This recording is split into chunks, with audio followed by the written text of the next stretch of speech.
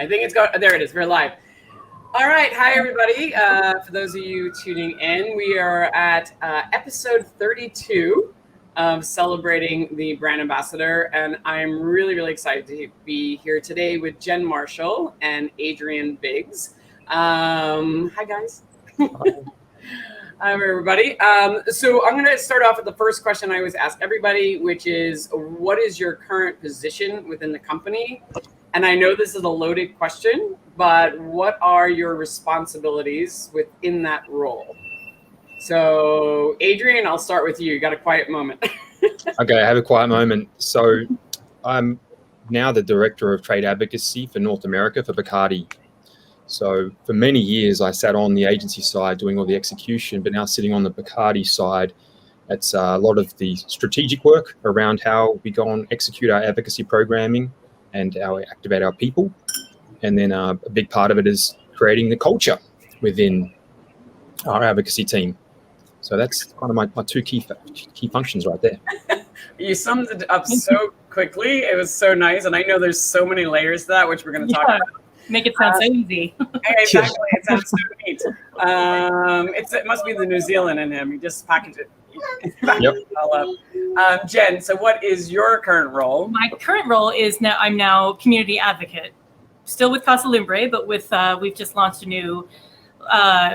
Well, at the moment, it's a vodka called Community Spirit, and basically, it's just there's three of us working on this brand essentially, and we're going to be. It's my job to bring it to life in a lot of ways, we feel. We'll go into more detail in a second. We are definitely going to go into more detail. And for those of you joining us, Adrian has a special guest with him. His 5-year-old is joining us sometimes. So, yeah, there you go.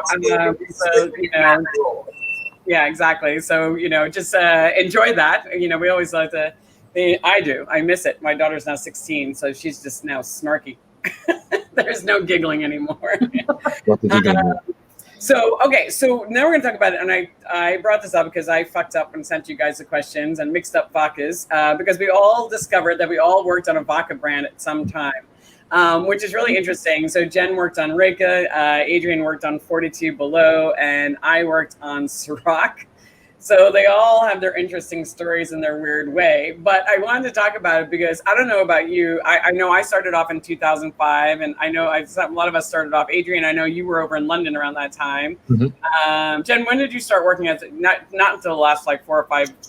Yeah, no, it was 2014. Okay, Okay, so vodka was cool. Back to being cool back then, kind of. Or when Adrian and I started, being vodka brand ambassador was not cool, especially Ciroc. Try going into Death and Company and I did have the other part of the portfolio, but having that conversation, they just used to make fun of me all the time. They're like, how's Diddy? But Adrian, working for you, working on 42 Below back in London back at that time, how did they accept vodka? Well, I was luckily I was full portfolio in London, but then after being full portfolio Bacardi London, I moved San Francisco as a 42 Below brand ambassador. I was kind of lucky though, because remember Jacob Bryars was involved with 42 Below from inception, so already had credibility. Because if Jacob says anything, people tend to stop and listen. That's true.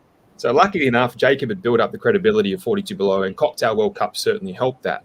But never lived in San Francisco, never met anyone in San Francisco. I just rocked over there with a backpack full of vodka. The Antipodean Kiwi Australian attitude, a bicycle and a t-shirt, and just rocked around bars with bottles and said, hey, let's try this stuff. And, truth be told, I was met with a little bit of the harsh reality of selling vodka or being an ambassador to vodka. During the time when Bourbon and Branch was at full tilt, Clock Bar was on fire. It was a great spot to be. But the most success I truly had was in the Castro, rocking up there because our queer friends, our LGBTQ plus friends love to enjoy vodka in their spare time.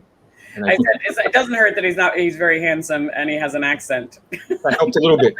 A little bit. And Jen, you were in San Francisco for well, born and raised, but I left there when I was not even of drinking age. So it's a different sort of experience that I had.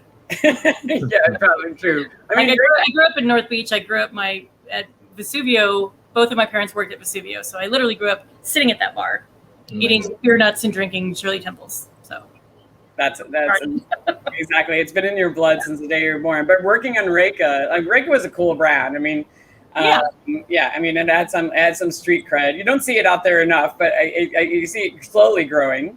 What was it like? And what was your role? Because it was different. It wasn't just a brand.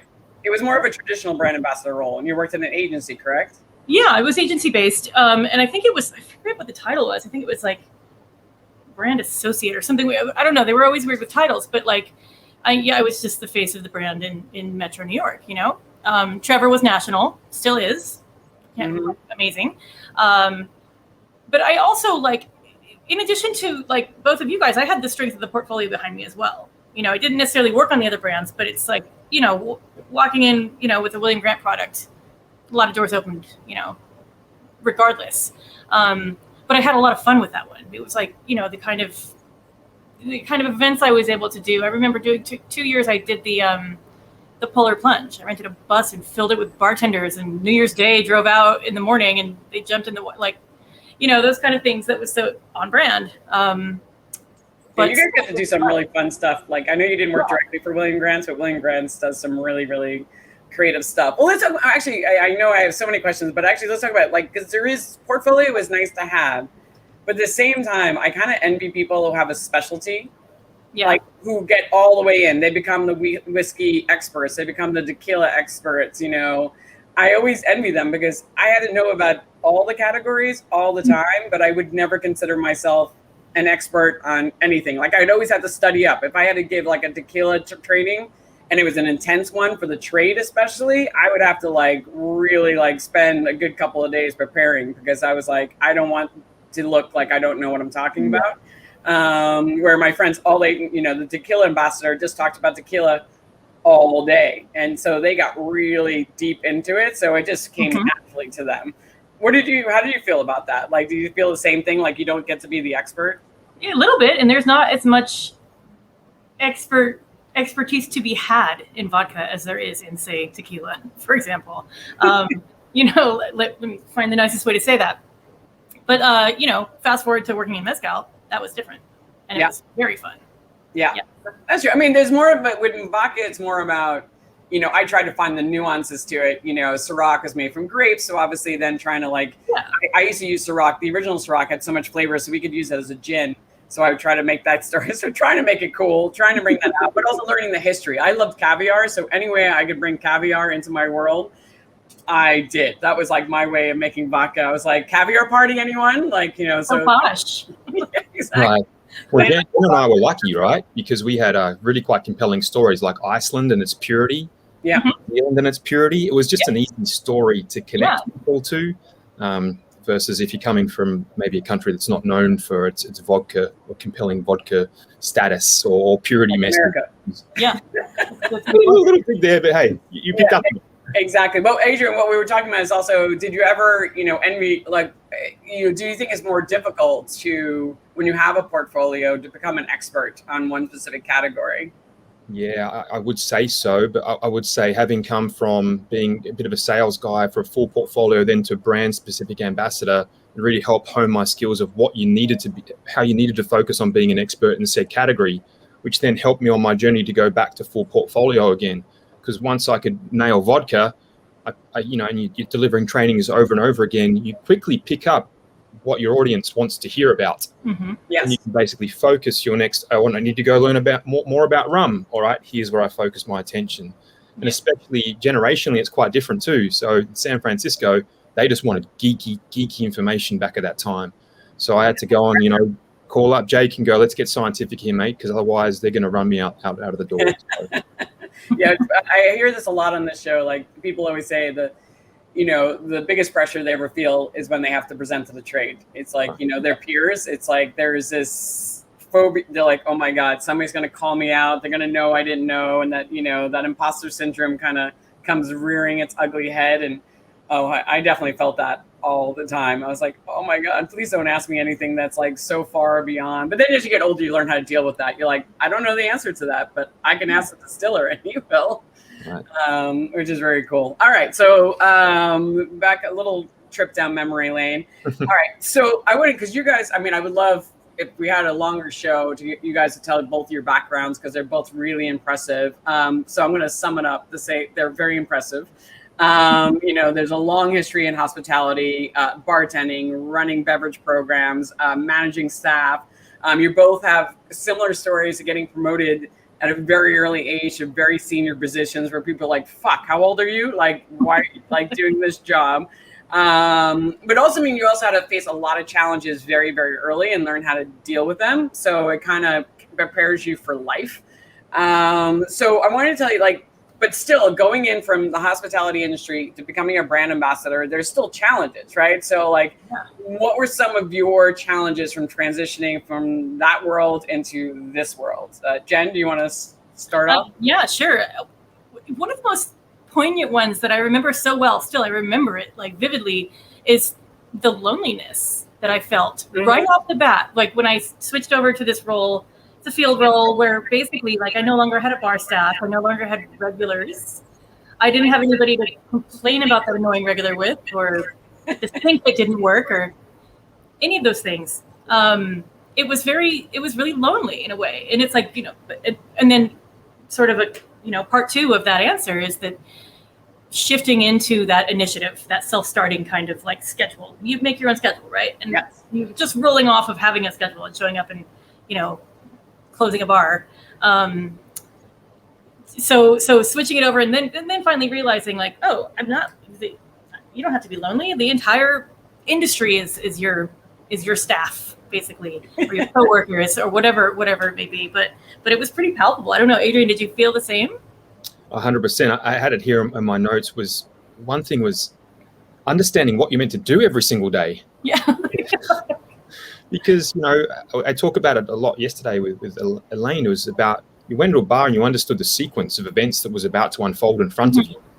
As an ambassador, you have no idea when you first start what sequence of events will unfold until you have 3, 6, even 9 months under your belt. Yes. So it takes a long time to kind of figure that out. The other part to me was the language. Going into I'm in a corporate juggernaut, right? There's a whole new language to learn. And we have obviously our own hospitality language. Oh, this is 86, grab me this, grab me that, and people, muggles, I say, don't understand half of what they say. But all the acronyms, right? Yeah. Acronyms is key. Yeah. Funnily enough, I just had that request the other day. We have some new Bacardi ambassadors join the team, and David said, Adrian, there's got to be an acronym glossary somewhere within Bacardi. Can you find it? Tracked it down. It's 6 pages long. Wow. Wow. Yep, that's a good one. We had a training last week in New Orleans, and every time a presenter came up there and started dropping acronyms, I kind of put my hand up and said, anyone in the room know what this one stands for? And it created humor. Hey, you don't need to know, but feel free to ask the person next to you, because we're going to throw out some silly words that you may not understand, but someone's been in that boat before and they're happy to let you know what it is. Yeah, no, I think that's great. I hear that a lot on this is the acronyms when you go into corporate and or the distributor, just how things work. And Kyle says the language feels like it keeps changing. It's true. It does keep changing. And every company has different acronyms that they use. I went from Diageo to Anheuser-Busch, and they definitely had different words that they were using. So yeah, you definitely need a shortcut. And I also tell people, when you're presenting to consumers, you have to be really careful not to use language that is not common to a normal consumer. They might not know what a 750 ml is. They're like, what? I just buy that bottle. Yeah. Right. that size, whatever that is, with the different sizes. So breaking that down so that they don't feel the same way. What are you talking about? But yeah, that is a big challenge. No, but you guys also learned a lot of skill sets from your roles, from being managers, from having to deal with difficult guests, having to navigate. Adrian, you talked about working at a luxury hotel, resort area where you had lots of different roles and lots of different rules of how to buy something. If you had to buy something, it took 6 levels of approval. So what are some of the skill sets you have found to be most valuable that you use every day now in your jobs? Adrian, I'll start with you. Yeah, so when talking to, like, I work very closely with John Cicero Team Enterprises on setting up our ambassador team out there in the market, and we adjusted job descriptions when I came over to basically say bar management, beverage director experience is nearly a must for every ambassador we have now. That management experience I had as a bar manager, restaurant manager, has set me up for my career. Everything from understanding process, organization, hiring, firing, training, developing staff was paramount to my success as being an ambassador. So that was the massive plus. And we do see it a lot of people coming from bartender roles across, and actually I find that they kind of struggle on the journey for the first 3 to 6 months, because we corporate people want a lot from you. We expect emails back within 24 hours. We expect you to pick up the phone every time we call. We expect the reporting to get in time. And if you haven't quite had that managerial experience and exposure, it's just a bit of a fast and very steep learning curve. So bar management experience or management of people experience is a big plus in my mind. Yeah, no, that's a big thing. And how about for you, Jen? Yeah, I mean, similarly, like I was going to say something along the lines of, like, so many bartenders going straight into ambassadorship don't even know how to use a spreadsheet. And luckily we've got that, right? That's like one thing going for us. But also, in my approach to accounts, like, I already know I can get into the mindset of what's going on. I can see what's happening when I walk in. I can know when to walk in and when not to. It's like I'm not going to roll in on a Friday night and be like, let's talk. It's just, but you'd be surprised how many people do. It's why I created the Beverage Ambassador Academy, just for that reason, just so nobody does that any anymore. But honestly, just knowing what would apply to an account, like, you can just look at it and know, okay, maybe this program is good, maybe this one doesn't really fit. That's just intuitive now. Having to develop account strategies, like, because you understand how accounts work and what to look for to understand what kind of program they're running. Like, we're able to not waste each other's time. Right. That way, so it's really helpful. Yeah. Another one to add on there is I learned a lot by observation. So I was really fortunate in my bar management and bartender career to have some wonderful ambassadors, sales representatives call on me to win business over. And without even knowing it, they'd already sold me that I was putting this on their cocktail menu, that I was doing an LTO for the next couple of weeks. I had no idea. They made it seem like it was beneficial to my team, not to them. They were approaching me with this sort of opportunity. And I remember a lady by the name of Shelley in New Zealand when I was working in Auckland at Bar 3. She worked for Diageo, and she's like, Adrian, she came in and always came at the right time with a massive smile on her face, always touched every single one of my staff with her little bit of magic pixie dust and made them feel so special to her. And I just remember that. And I'll say that over and over to ambassadors that I coach and train, is like, think about the best ambassadors and representatives you've had come and speak to you, and literally copy that. Because if they made you feel phenomenal, you just go and do the same thing to the people you speak to. Yeah. And along this journey, of course, we've had a few that just aren't that good either. So learn from those that aren't quite as up to the skill set that you require, and that you kind of, oh, please hope they don't come in today.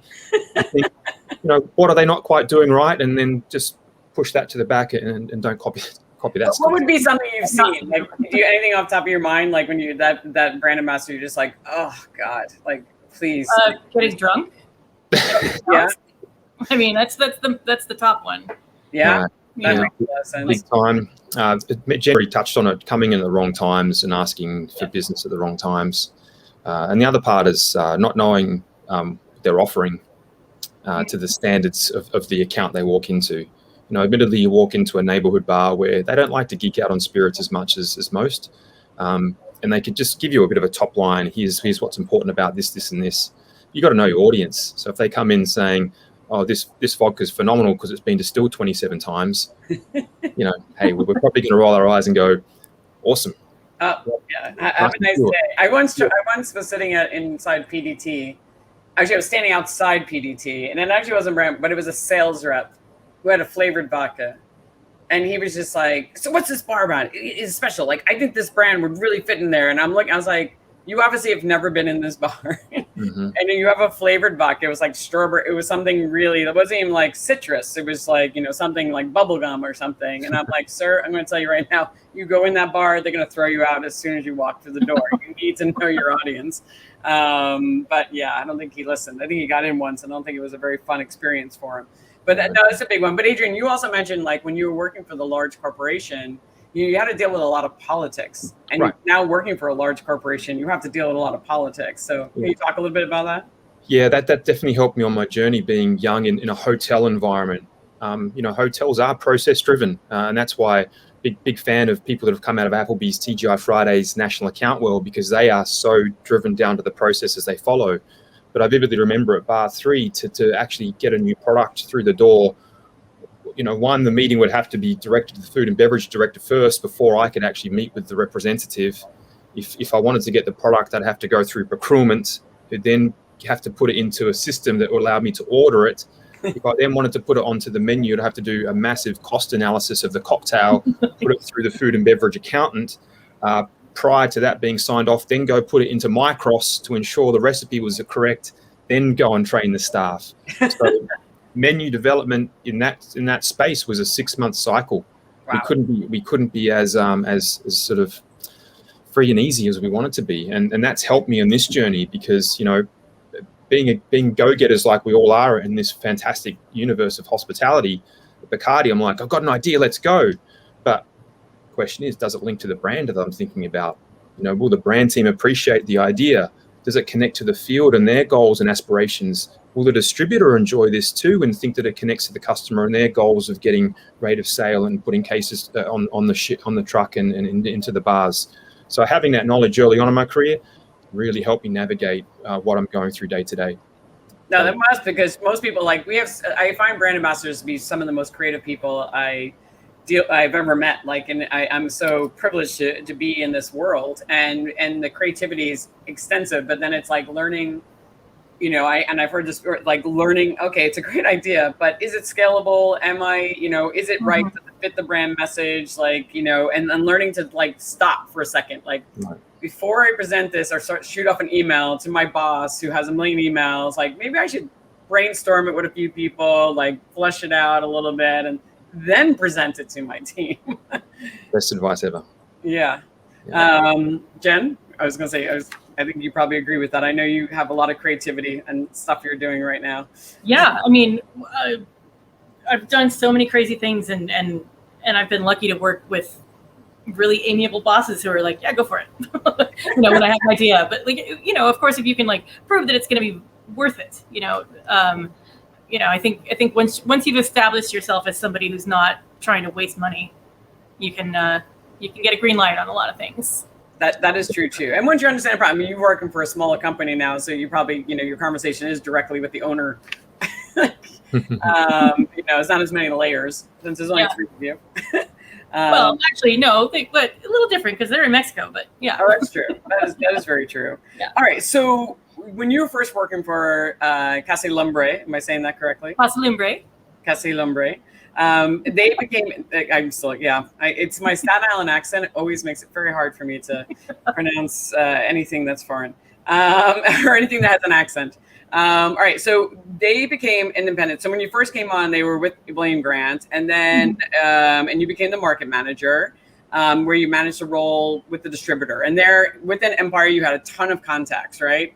Yeah. You knew everybody, had established all that role. But now they then switched, right? So you guys became independent. Then you went into Lumbre, which is part of Southern, where fuck all. Well, not fuck all. You don't know nobody, right? Yeah. I'm sorry. And Adrian, is your daughter in the room? And I just cursed. Okay. Sorry. So that must have come with a lot of challenges. So kind of talk about some of the challenges you had to face, like, with the distributor, because I'm sure other people have experienced this as well. Like, and yeah, how you kind of. One of the interesting things about it is remembering back to when I first switched over to the supplier side from the bar side. And I was, like, terrified of the reps. I was like, I don't speak their language. They're all a bunch of dudes in suits. I don't understand, like, whatever, arm's length. But it's, when I finally came around to realizing, oh, wait, these are your friends. You can really help each other. And, like, and I ended up, like, 5 years with working with Empire reps and developing a 5-year long relationship with so many of the best ones that I didn't realize some of the reasons. And so when I switched over last year, I was in my head, I was like, okay, great, here we go. Now it's just going to be with Southern, but the same thing. No, because it happened during the pandemic, right? So there was nothing in person. Everything was Zoom and email and all this. And I didn't anticipate the fact that, yeah, of course, they don't know me at all. Nobody knows who I am. They don't know the brands because we were launching new brands, and they didn't know the company because we had just launched Casa Lumbre US. Whereas I'm still working for the same people. My job hasn't changed really. I'm still reporting to the same people as I was initially before, just without, an agency intermediary. So it really kind of took me by surprise when I was like, wait a minute. Can you email me back? Awesome. Like, yeah, did you get it? That was and continues to be a little bit of a challenge because, rolling out into a new distributor in the middle of what's been going on in the last year and a half, it's tricky for everybody. Mm-hmm. And not for nothing, we're in a artisanal / fine wine division, but it's like 80% wine. So most of the reps are somms, or work. So it's just a different thing altogether. And I'm not rolling in there again with William Grant opening the door for me, which I didn't realize was happening so often. That was just my pure charm. Right. You don't know what you don't know. Right? Yeah, exactly. You really don't. My workaround to that is like, well, luckily, I still have a ton of connections in the field myself. So hit the streets my damn self, as much as I can. And then, I found 2 reps. Basically, you got to just do the work and find them. Once you find 2 or 3 that are like the ones that you can call for everything. It's like, just start there, start small. But it really is like, it's, incubator brands, incubator company. Here we go. Yeah, absolutely. And I think that's a great best practice about start small. Just find, one person to connect with, and then you find 2, because they'll probably let other people know, like, hey, it's actually pretty good at what they do. And that, the rumor gets around that, you're worth spending time with and getting to know because you're an asset to the team. But it does take a while. I remember until I went on, this is going to sound so sad. I went on Bar Rescue because this is like 2005, 2006. I remember. Yeah. And, before that, they didn't know how to explain me because I was like the first person doing this role. I was the first like head mixologist for Diageo and the first person doing this like luxury spirits brand ambassador role. So they didn't know how to describe who I was and what I did. And then as soon as I went on Bar Rescue, they're like, this is Elaine, she's on Bar Rescue. And it was like, bam, that was it. They didn't have to, like accounts were lining up. Like it didn't matter. I was like, that's pathetic. Like, because I'm on that cheesy show, but I realized it just made it easier for them to sell me in. Like, you should meet with this person, but I think they just need that catch. They need to know why they're going to be spending time with you. Yeah. Adrian, you ever have that problem? Yep. Yeah. I have an advantage living in America, the accent, and stories to tell. So having an accent automatically unlocks where you're from, and that's been my lucky journey here in the US. Give me a platform to talk, and I'll just let it go. I think that's probably really, really true. All right. So, Adrian, let's talk about that. So, during your career at Bacardi, you had gone from being a brand ambassador for 42 Below to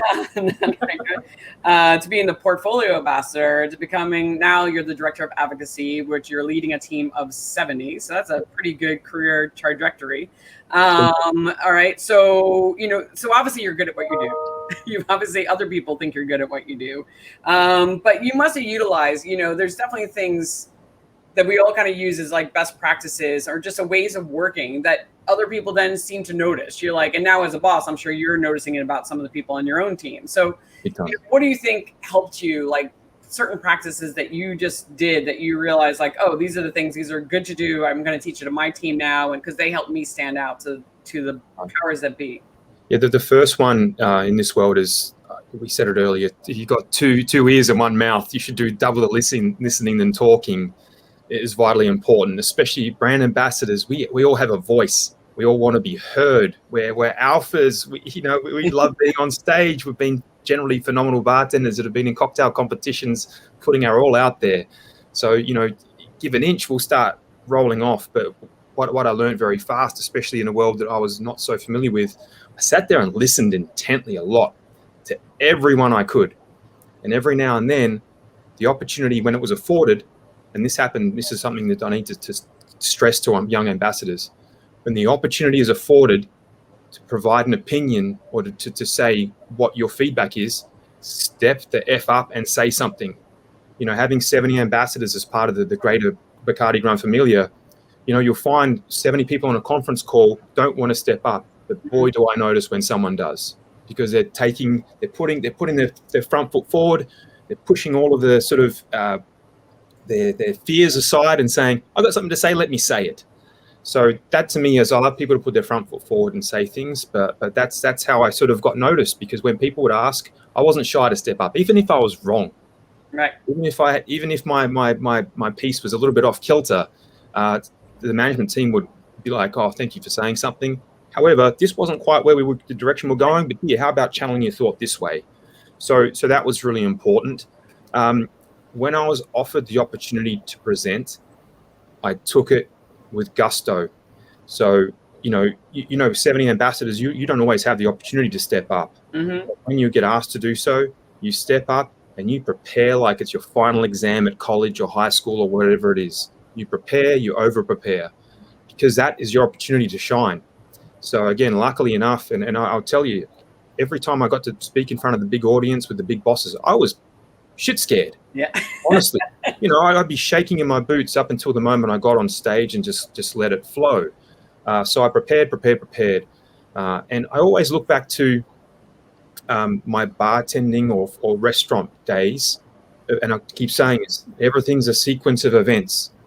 You know how to set up your bar. You know how to prep your garnishes, your juices, your ice, preparing the backup product for you to serve. Guest walks in, you greet, you place a menu, make small talk. We all know this sequence. I've used that to sequence out my journey. So preparation being part of that sequence. Do I have my computer charged? Is my deck in great working order? Have I had coffee? Because I shouldn't have coffee before I present. And Jamie Mandeville will tell you that, because I'll make 0 sense to half the audience. So, preparing. Wait, those are more intense, Adrian? Oh yeah, oh my gosh. It's just, I just speak rapido, which is rough. But also, I gave thanks for the opportunity. So I was always gracious to the higher ups to say, really appreciate you giving me this opportunity. And if there's anything you want, if any feedback you ever want to give me, please tell me. And they would. The one thing I kept being told was, stop swearing so much. Because in Australia, cussing is just part of what we do. It's like, oh, what a good, you say something a little untoward. But what I had to change was my language here, and they gave me that feedback, and that's helped me. They saw, oh, Adrian listens. He doesn't swear anymore. So that was a big bonus. Yeah, I've had to learn that lesson. Only when Diageo, I never swore. My own thing, sometimes I don't mind dropping an F-bomb here and there because it's who I am. But I agree with you. It is learning, but keeping your own personality. Jen, I mean, I know this is a question to Adrian, but did you have some of your networking within the company, because you've worked within William Grant's and you've worked with an agency, any best practices you might have taken that they got noticed, or that they know that you're the right person for this role?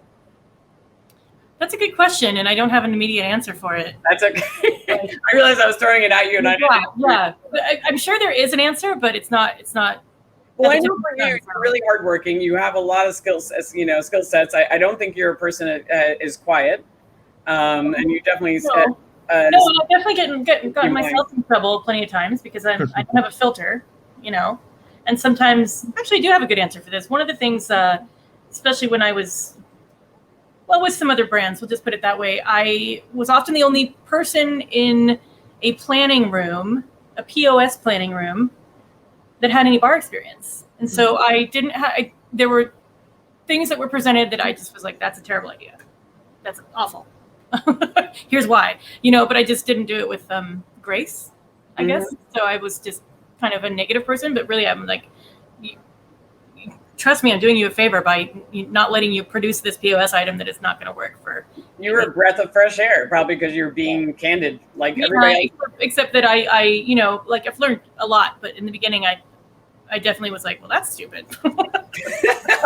Yeah, you have to be a little more Yeah. diplomatic, is probably the right word. Adrian, you look like you're going to say something. Yeah, the other thing that popped up as I got that pause is you can choose to be the engine of the train or just the carriage.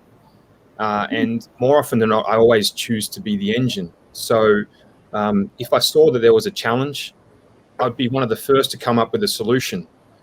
So be it Tales of the Cocktail, we're making thousands of drinks every single day. For the first couple of years that Bacardi turned up en masse, I just did all the beverage logistics myself. So I gathered all the cocktails, I did the spreadsheets, worked out how much stock to order, and then put together a team to help roll out the cocktails. That wasn't in my job description, but I chose to be the engine versus the train, versus the carriage.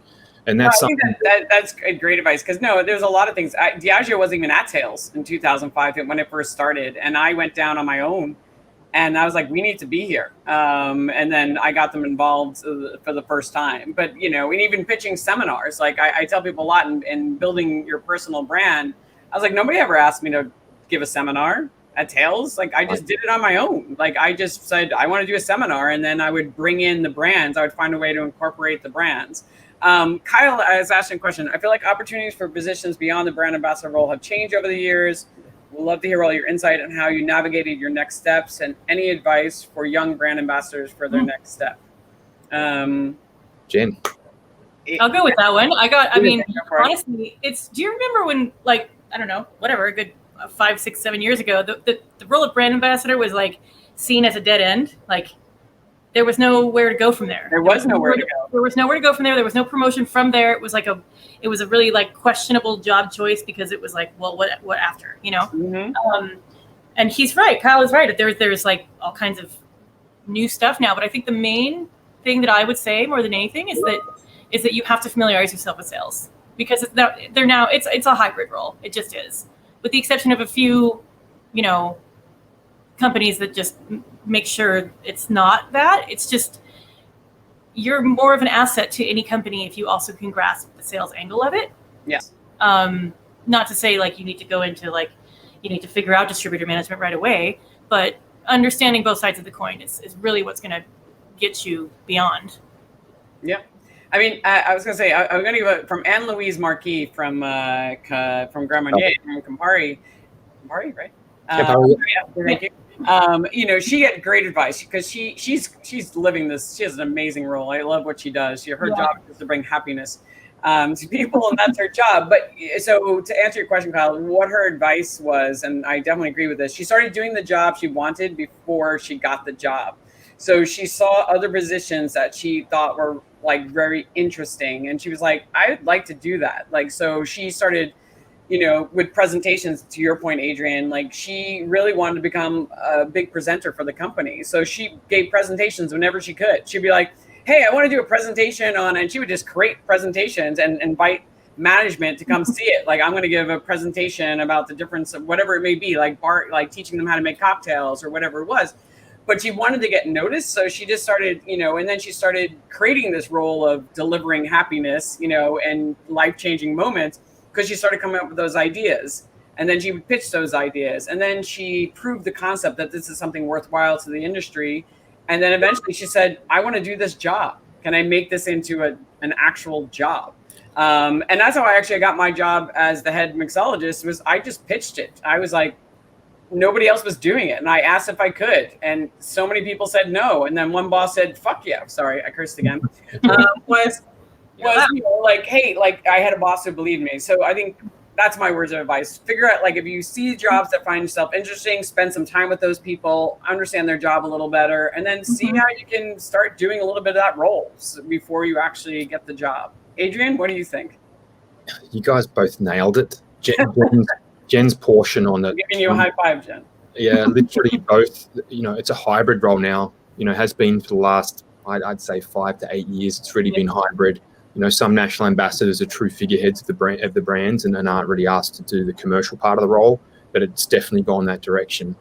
And then, that was really sound advice of those notes you pulled from Anne-Marie, Anne-Louise, sorry.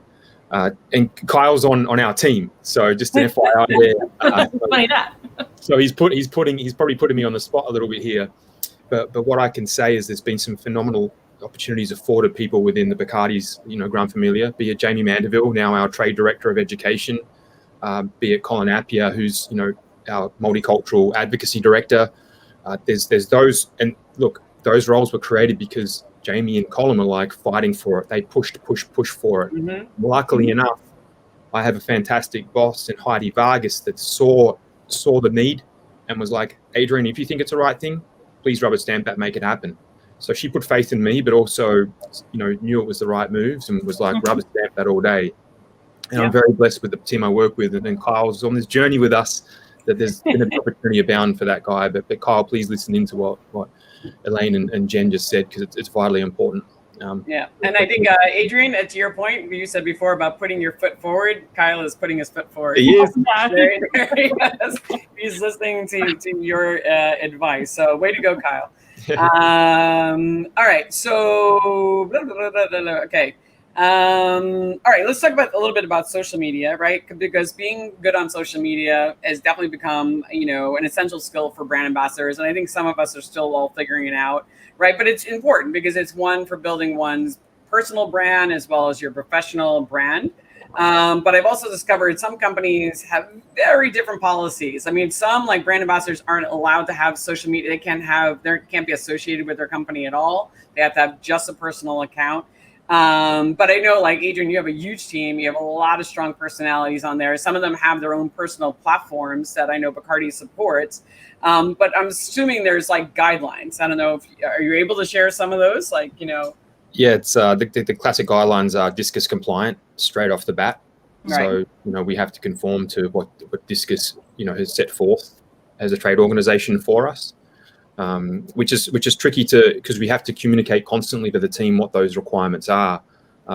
Because if for example, you can't on social media say, "Hey, I'm at this bar today, and we're doing a $6 special on martinis from 4 to 6," because saying it just about one bar is considered favoritism by BIGGS, TTB, etc.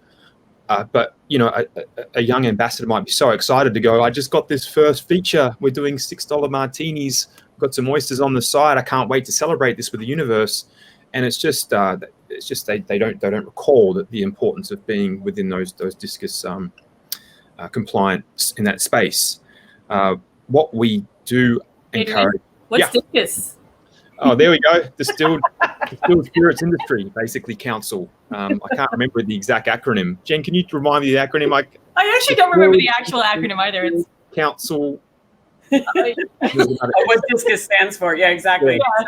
Distillers Industry. I don't know. I didn't mean to interrupt you. Sorry. It's an organization that monitors all things liquor. I don't know. That's the thing. And then what we are trying to be is as organic to the person as possible. I think Alan Ruesca Palayo, our Cazadores ambassador based out of New York, he's just dope on social media. He just loves it. It connects to him. So we ask people to just be organic and true to themselves on social media. Because look, let's face it, there's some people just aren't great with photos and writing captions. My wife Ariana, she likes to check my grammar on all my posts because often I just do it really fast and don't proofread it. She's like, "Adrian, you just spell end NAD. What's going on with you today?" So I have to go back and edit. But we try to be super organic, very smart with it. And it's like, don't put anything on there your mum wouldn't want to see. It's basically a proviso as well. So I think that's great advice. And also Grammarly. If you don't have the Grammarly app on your phone, it really helps. It will double check all your grammar and spelling. Because I also have a partner who be texting me. He's like, "Hey, by the way, you misspelled that blah, blah, blah word or whatever. You might want to fix that." As Adrian picks up his phone, goes to the App Store and gets Grammarly. Yeah, exactly. Get Grammarly. I don't know that app either. It is fantastic. I use it. I don't send anything out without putting it on there through there. It corrects your grammar. It's worth getting the professional one. Jen, for you, what do you guys have? You're a smaller company. I mean, we have a similar one. So we have to, everything has to fall within legal parameters, so same. Although I think in our case, it differs by state.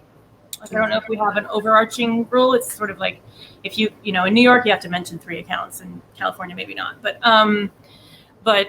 because it's smaller, we can be specific to states, I think. But that being said, it's not, there are no like crazy guidelines. It's like mine is just attached to my personal account.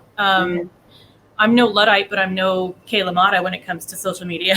like some people just kill it, you know. She's amazing. But luckily, I have Camille Austin on my team as our director of advocacy, and she is so good at like creating things that basically like for us to share. You know, she's really, really good at that.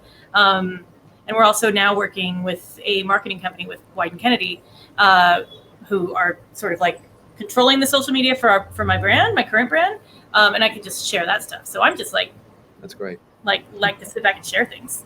And I will add, I just commissioned a study with Nielsen CGA, and 750 bartenders were part of the survey, of which 74% responded that social media does help them in providing a recommendation of brands they have behind the bar.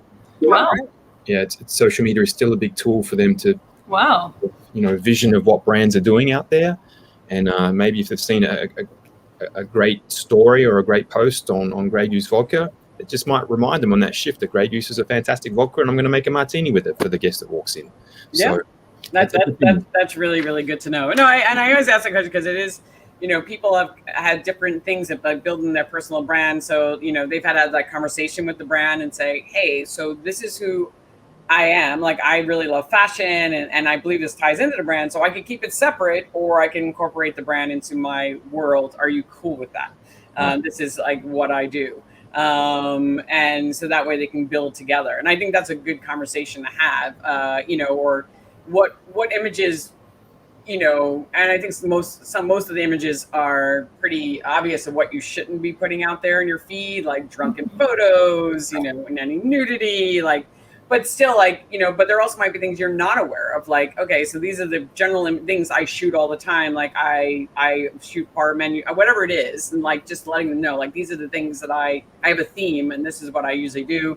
Does this work with what we're doing? Because sometimes you do need clarification, because it might be a complete disconnect from the brand, and I don't know if there's a negative. It could have a negative impact. At least I've seen it happen to some people. All right. So, and is there any other like any recommendations for brand ambassadors, what they should never do besides what I said? Well, if you are interviewing for a role for a brand ambassador, I think it's important to go to the brand's specific social media, and you'll pick up where they live, which space they live in. You know, Bacardi as a brand lives in color and culture, dance, tropical style drinks.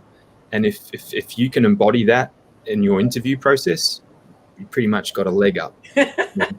Bombay Sapphire loves a gin and tonic right now. The Bombay and tonic is a delicious drink. But they also live in that art space. You know, we did a beautiful bottle collaboration. This is the second year of doing it with Stephen Harrington. This is around sort of, you know, global sustainability. So guess what? You're going for a Bombay interview. It's probably wise to talk about an interest in the creative space, an interest in sustainability, because guess what? It's going to give you a leg up. So every brand has those personas that they live to. And if you as a brand ambassador can help be part of that journey, man, they're going to love that. Yeah, that's great advice. Yeah. That's really, really good advice. All right. So what else are we going to talk about? No, I love that, because it is, you should always do your research right before you interview for any company, but that's a good looking at their social media and then embracing that. So when they ask you what's your favorite drink and you're like, it's a gin and tonic. Slam dunk. That slam dunk. You know, there you are. All right. So Jen, right. So we're going to talk about your new role. Well, actually, no, before we go into that, we're going to talk about advocacy, because our roles are, you know, we've all had roles of being an advocacy, right? But for you talked about, you have when you took on that new role of managing the distributor, you actually negotiated that 30% of your job would still have an advocacy role within it. So I wanted to just explore, like, why was that important to you, and what exactly did that mean? It was very important to me, but it's interesting because having worked really for the same company, for the same people for 5 years, just under different umbrellas and through different agencies, it's like, you know, to me, there's still a through line. And when we were launching Casa Lumbre US, like the US arm of the company, it was basically that's what was needed, right? We needed somebody who was going to ultimately like basically be portfolio manager for the state, right? Mm-hmm. But the job was specifically designed to like lead up to state manager and yada, yada, yada, which is never, I think it's as important to know what you don't want to do as it is to know what you do. And I didn't want to go into full sales. And I didn't want to leave behind the aspect of my job that A, I was best at, and B, brought me the most joy, So in considering what I have to give to my employer, like why would I just push my best skills aside? So I really, and also like, I know that's necessary for me to be happy in a role. Like I didn't want to just do sales. I needed to still be involved, albeit peripherally or however it worked, in things like, working with Camille on planning tails and BCB and whatever those things were. Well, as it turned out, that didn't matter because then there was a pandemic, but so it ended up very heavy in distributor management style. But, nonetheless, I was really thrilled that they were happy to do that for me, that they valued that aspect of my, contribution enough. Yeah. I think, but it's also important you asked for it. You lined it up. You didn't just take the role that they gave you. You're like, all right, I know that role is necessary, but in order for me to do this role and also be happy, I need this part of this job to also be within it. And I think that's important because I don't think a lot of people know they have the power or the confidence to do it and ask that question. And that leads to like talking about advocacy, because you do need to advocate for yourself sometimes within companies, right? To make sure you're getting the training that you need, you're getting the supplies that you need, like, because some people just suck it up and then they get miserable and then they quit.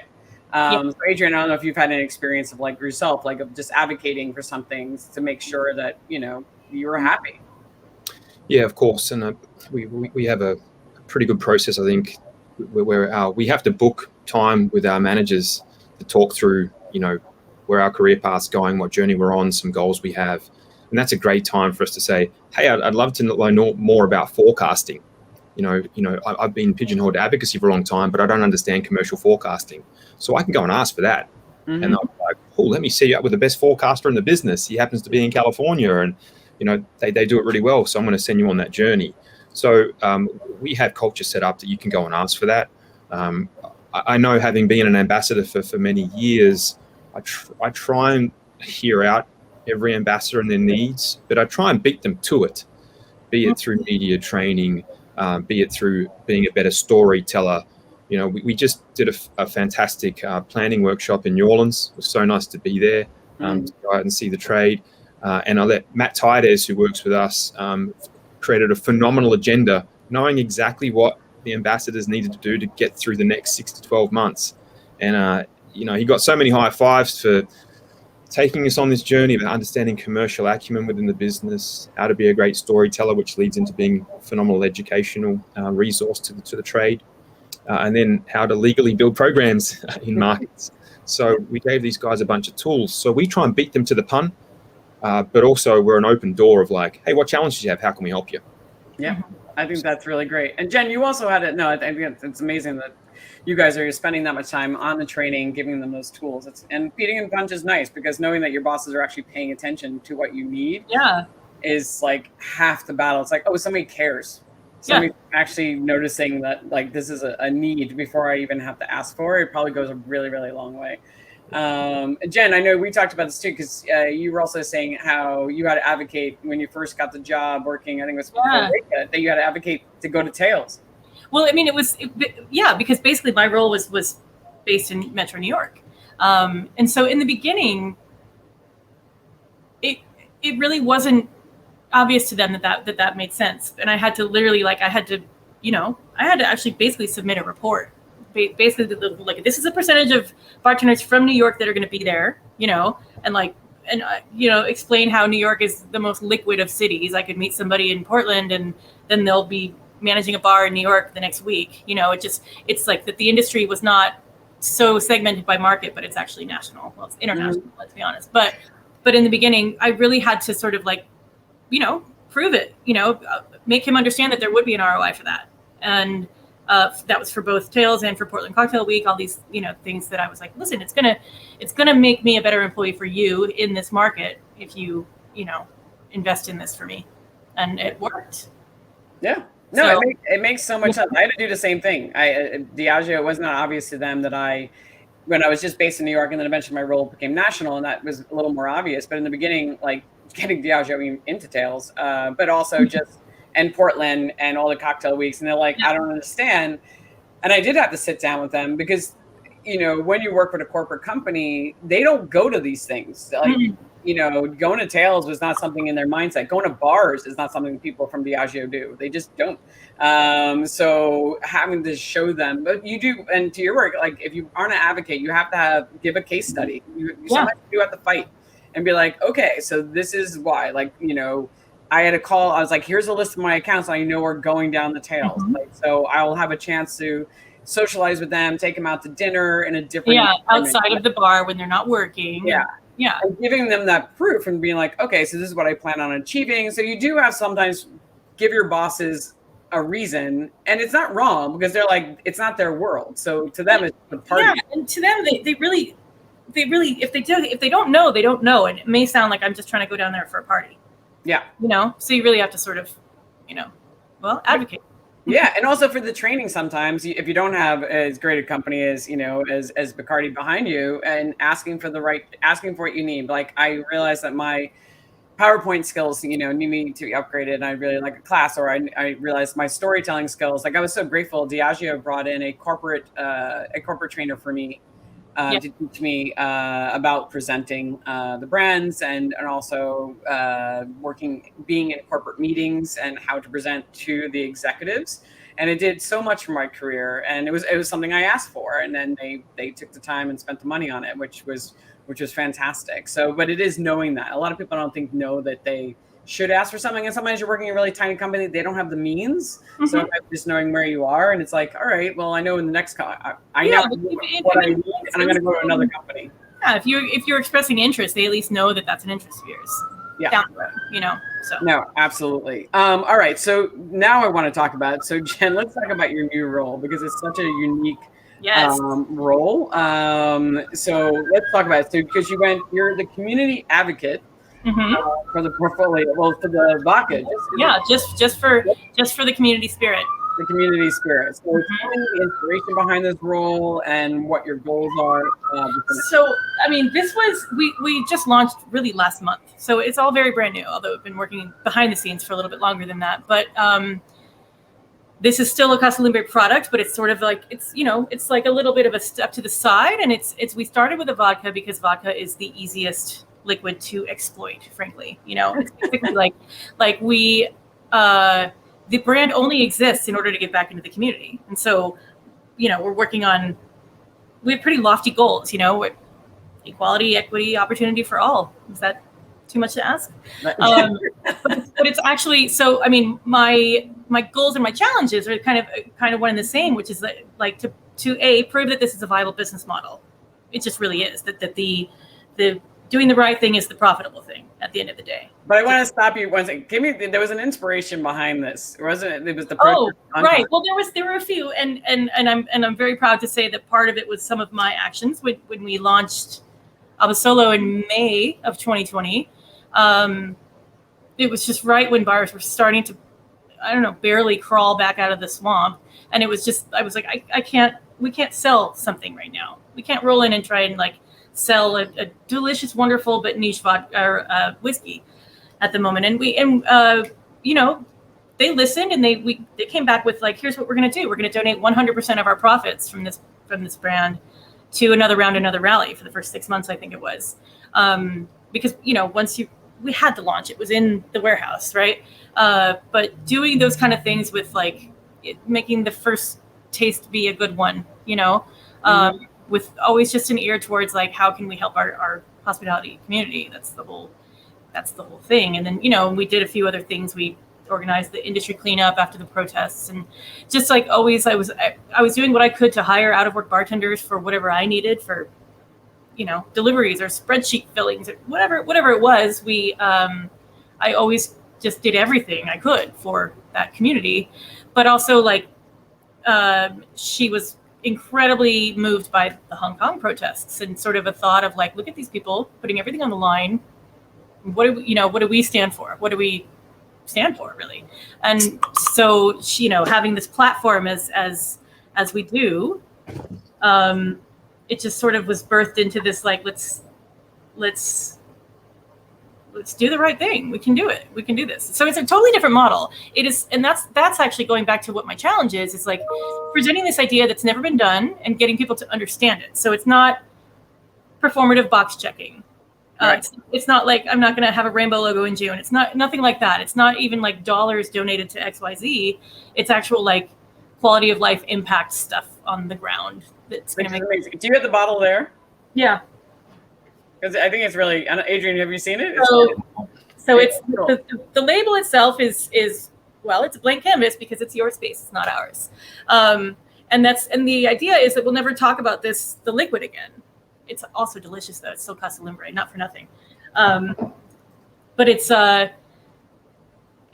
something that wait, I just lost my train of thought. Anyway. Well, we were talking about the packaging because you have the tags, and the tags mean something as well. Yeah. So this is actually just that's it. That's the logo, which you won't see very often. It comes with a sticker that says "Lead by Example," and then this middle tag. It's blank at the moment, but it's going to this represents accountability. It's going to list what we've done. At each time this is printed, it'll have new sort of impacts and actions that we've done and things I'm doing so far. I've already made a little splash. About to do the third of hiring a financial advisor to give a financial wellness seminar to hourly and tipped employees. Just the kind of things that actually this harkens back a little bit to my activations as a brand ambassador, where I would want to do the things that people always wanted to do but would never do on their own, like a pull punch. But in this case, things that people really need but would never seek out on their own, that makes a lot of sense. And you said the hardest part sometimes is finding the right accounts, because a lot of the accounts. Oh, well, that's the thing. It's it's also going to be essentially a hunt for people who are aligned and like-minded. There's going to be a lot of accounts that this doesn't really apply to. It's not going to go into. What account are you looking for? Well, basically, anybody who's already doing the right thing, and the right thing can be any number of criteria. It could be you could be minority owned, which is not doing the right thing, but not without its own speed bumps. But advocating for fair wage, like providing a non-toxic work environment, proper schedule given out a week in advance. Imagine that. Just those kind of things, like real work-life balance provided by an employer. And if you're already in that mindset where you're one of the people providing that for somebody, then that's who we want to work with, basically. So, cool. It's all new. We'll see how it goes, but I have high hopes. Right, because you have to prove the project, because nobody's ever done selling for the right thing to make money before.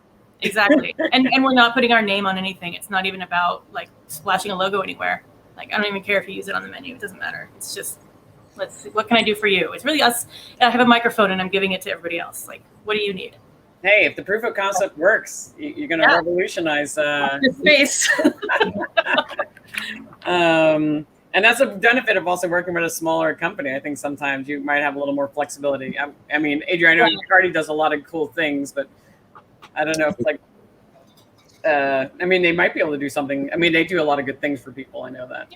Yeah, we definitely try our best. And onto your point, we used a group called Financial Gym Gen. Oh yeah, that's what we're using. Oh yeah, the ladies there are phenomenal. Yep, that's what we're using. Yeah. Perfect. Good to hear. Oh, that's actually, I'm going to get their information from you too later on, because we're organizing Education Week for the USBG in New York, and that was one of the things people asked for. So, nice. Awesome. Yeah, that'd be very, very cool. All right, Adrian. So we're wrapping it up here, but I want to say, so part of your role as brand director of advocacy is creating culture, right, amongst the team. So can you explain a little bit about what that means? Yeah, of course. Having 70 odd people out there and all with different jobs for different brands, and everyone's on a slightly different journey, right? We have incubation brands too, be it Aberfeldy, it's very quite small, Banks, Facundo, Teeling Whiskey is still incubation. And then to those that are definitely in evolved stage, like Bombay, Bacardi, Grey Goose, for example. So trying to get some standardization across what are very different needs for each ambassador team has its own challenges. So, all we're trying to do is create some culture that brings us all together, understanding that we're all on the same page, on the same goal. Luckily, within Bacardi, we have these 3 phenomenal pillars to work to, and that is fearless founders and family. So fearless is being that entrepreneurial spirit, right? And this comes all the way from Mahesh, our global CEO, all through regional presidents and CEOs. So fearless is a great one. Our founders is that Bacardi is still a family-owned company, and it's Don Facundo Bacardi, back in the 1862, created this company. So we try and tap into Don Facundo's mindset of how he's gone through the trials and tribulations of being in Cuba, making a rum back in that time, and how he succeeded through, a myriad of challenges that are always presented to an entrepreneur. And we call our team La Gran Familia Bacardi of ambassadors. And I'm not going to take credit for that because it came before me, but I'm just going to try and continue that La Gran Familia approach across. And our ambassadors feel connected to it. We had a WhatsApp group called La Gran Familia. I did some backpacks with La Gran Familia, and they feel like they have a purpose and a being based on those pillars.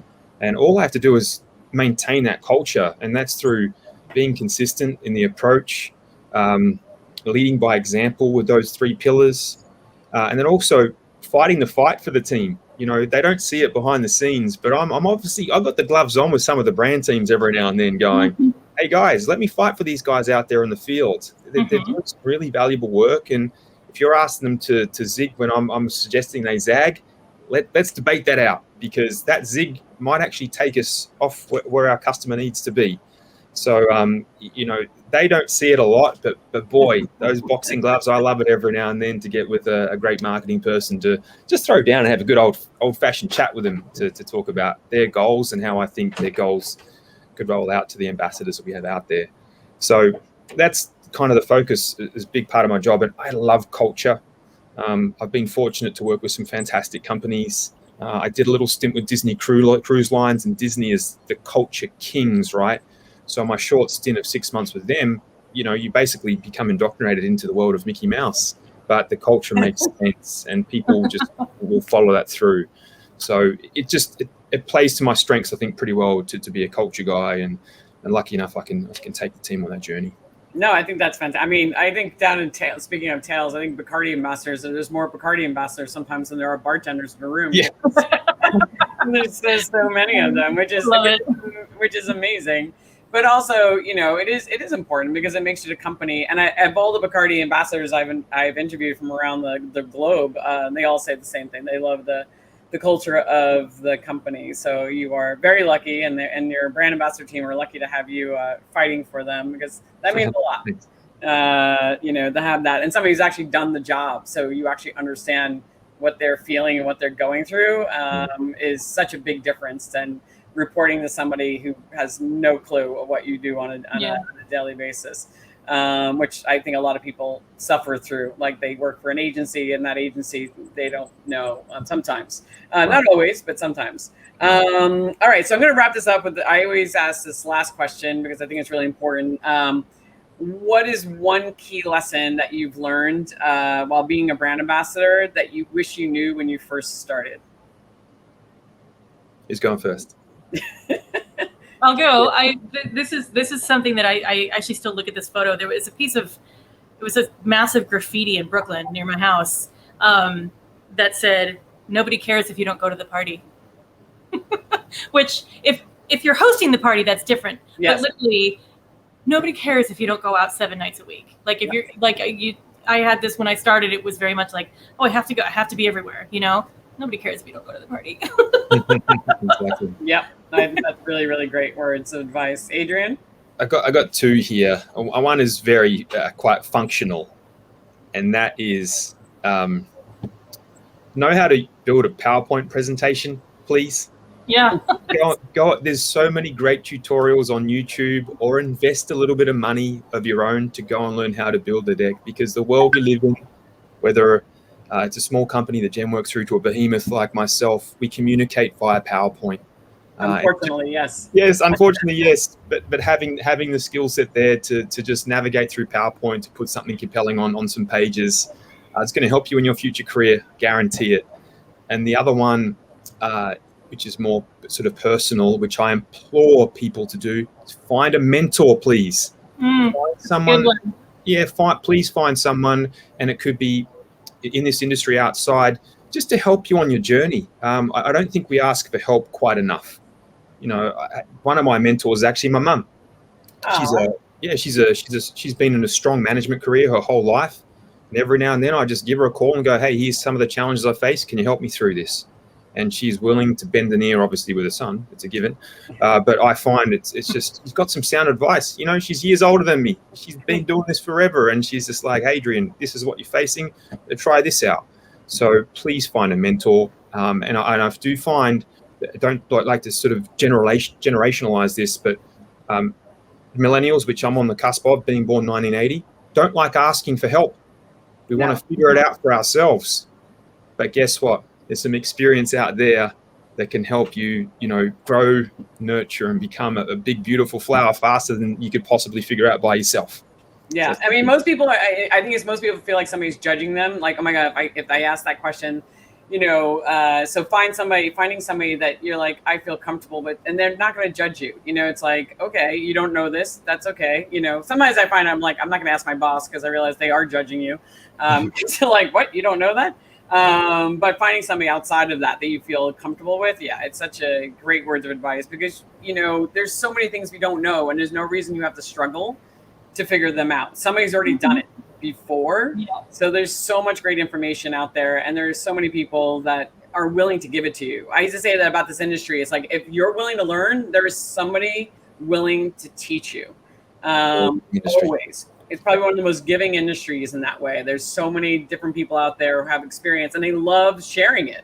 I was really grateful for all the people who helped me when I was learning how to make drinks, and like got up that time and learning how to be a brand ambassador for some of the more experienced people. So yeah, definitely ask for advice. And also on the cheat sheet for have you heard of a program called Canva?